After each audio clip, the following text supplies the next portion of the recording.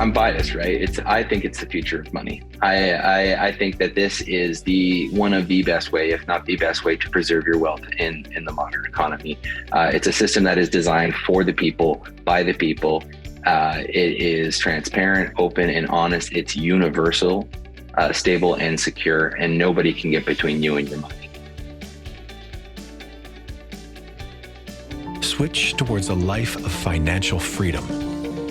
The LODE wallet helps you make the right switch by giving you access to a more reliable, inflation-resistant money you can trust. Money backed by silver and gold that empowers your businesses to eliminate expensive fees and settle payments instantly, and preserves your wealth for generations to come. Take back control.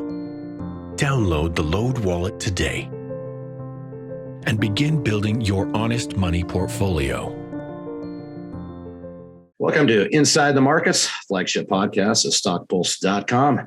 Got with me now, Nick Prouten. He is the Chief Operations Officer of the LODE Project here. And Nick, I want to welcome you here, and something that I've known about for a while, and I've never really gotten to do a thorough chat with you here. So I'll be eager to do that and run through it. So thanks for joining me, Nick.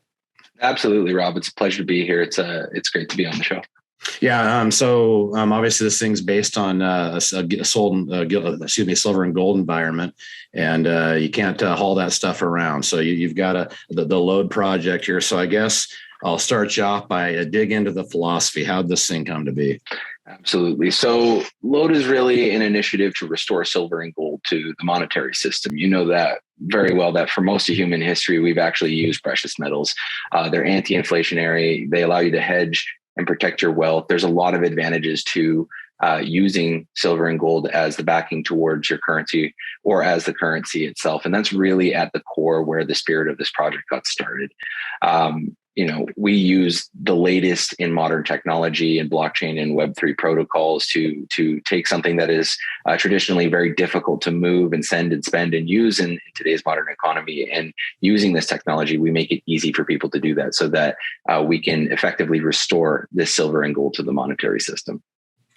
Yeah. So you're not the first to do this, I would imagine. This has been done before to a degree. So I guess why don't you kind of get into what would make you different from all the other attempts at this? Yeah, absolutely. I mean, it's a big ocean to swim in, right? And certainly no disrespect to any of the people trying to do this, because it's a worthy venture, right? I think it's important to have competition because that breeds innovation, but also we're raising the awareness on why this movement into hard money and metals-backed money is important. So let me start with that. I'll say that one of the key differentiators between us and a lot of competitors out there in the market is that we're what's called non-derivative, meaning that at no point do we have a fractional reserve for our currency. It is always 100% fully backed by the weight denomination of our silver and our gold.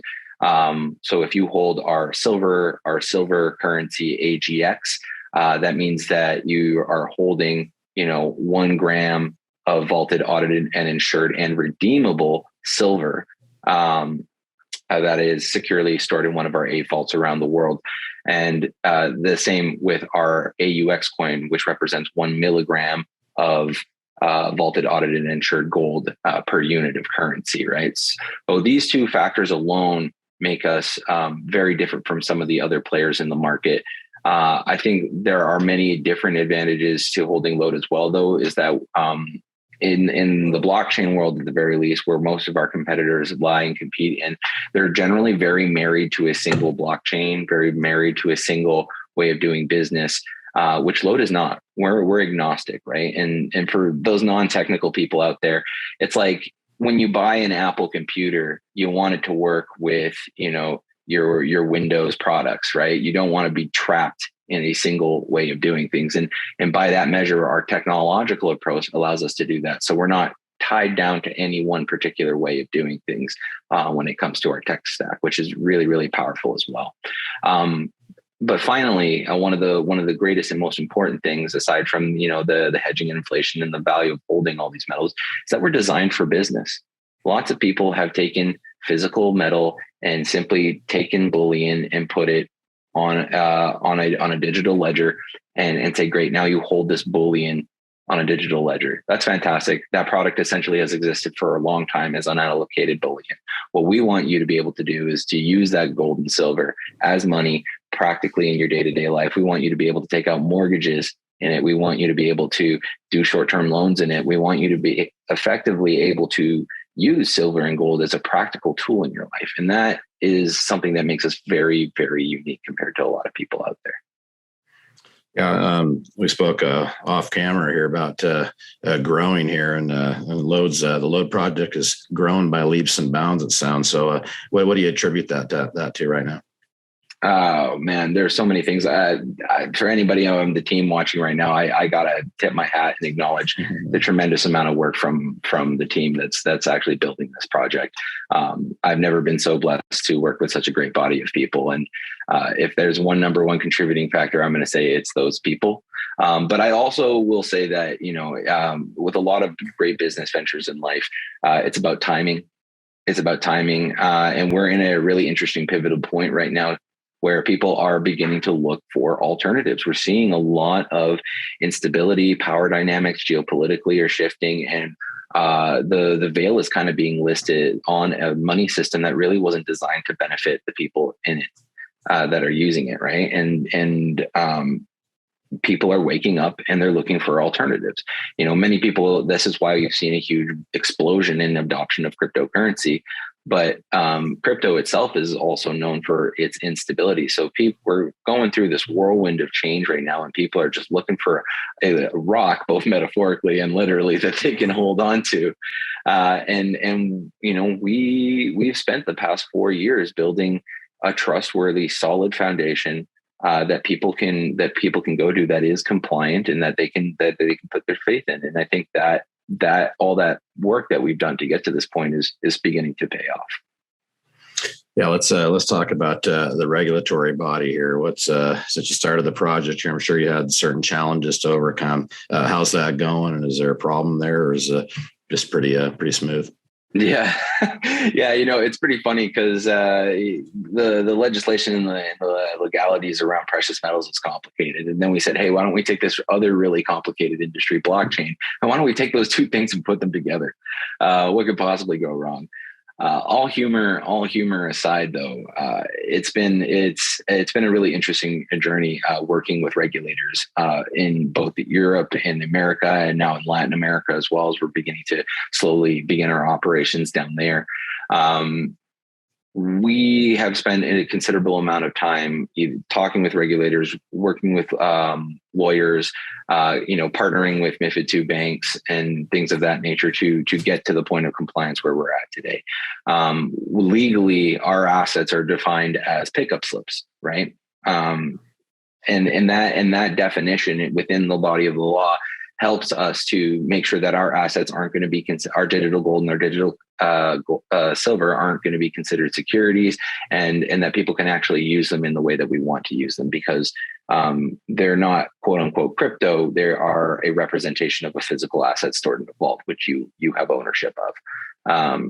So it's that kind of learning and growth and strategizing and working again with legal teams all over the world to establish that foundation or similar foundations in those economic regions has been what it's allowed us to operate. So it hasn't been an easy process, but 4 years down the line, we did the hard thing, right? As you mentioned earlier, there are other people out there that said shoot first, ask questions later, and now they're having a lot of trouble, right? They stick their foot in the mud, and now they have to figure out how to pull it out. Whereas because we did this foundation to start, now we're beginning to operate with a level of efficiency and comfort, because we don't have those same concerns that other people are encountering right now. So let's look at the future a little bit here. Guide us, give us the next 6-12 months outlook on the company. What do you expect to accomplish? Man, Where do I even begin with that? So we just dropped a 17-page white paper for anybody technical who's interested in reading blockchain documents and the who, what, where, when, and how. This basically describes our entire token ecosystem, and how you benefit from being a part of it via our LODE token. I'll see if we can maybe get a link or something posted in the description if people are interested in checking it out. But we are going to market in a big way. We're taking the decentralized finance bull by the horns, and we're launching into multiple markets simultaneously, beginning in June. We have taken our mobile wallet technology, completely redeveloped it, bringing on a VP of product who's worked at Fortune 500 companies to really make sure that this is an experience that people are going to not just use, but delight and enjoy in using.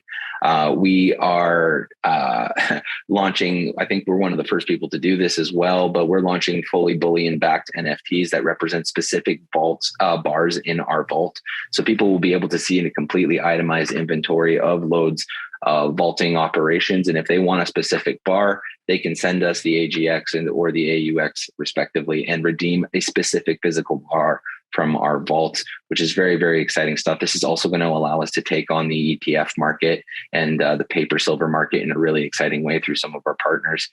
So these bullion NFTs are something that we're also really, really looking forward to.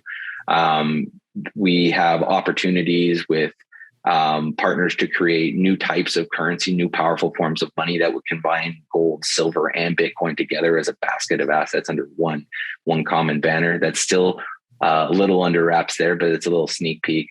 And as I mentioned a little bit earlier, we're beginning to creep our way into Latin America as well. So because of those relationships that we're building down there, we have a whole new feature set of great advantages that people will be able to participate in.